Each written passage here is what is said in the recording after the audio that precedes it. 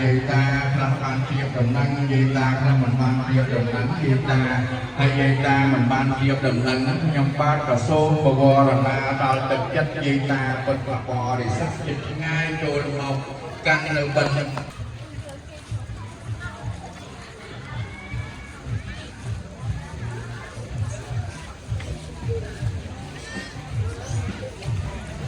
នៅក្នុងក្រុមប្រពន្ធនៅក្នុងពេលវេលាយត្រីនេះឃើញថាយាយតាតែត្រៀមជាដំណឹងនៅក្នុងការបញ្ជូនបុណ្យនិងបន្សែនលោកតាក៏មានសម្លឹងឃើញថាយាយតាតែកន្ទី300ខែពុទ្ធបុត្រឆ្នាំបសាញ់សព្វស័ក្តិក្នុងពុទ្ធសករាជ2525ជាសករាជពីការកសាងសិល្បៈពីបៅសូមអូនយ៉ាងរបស់បងកូនពូនមានសទ្ធាយ៉ាងខ្លាចជា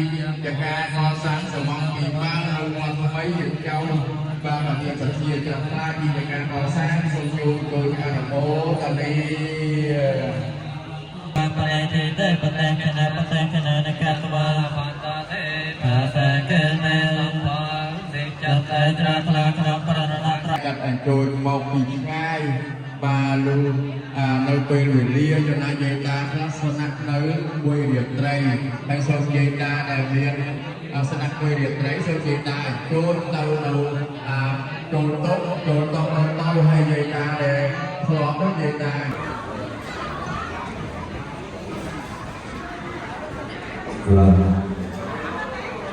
ทุกทางเป็นตอนที่มองคือ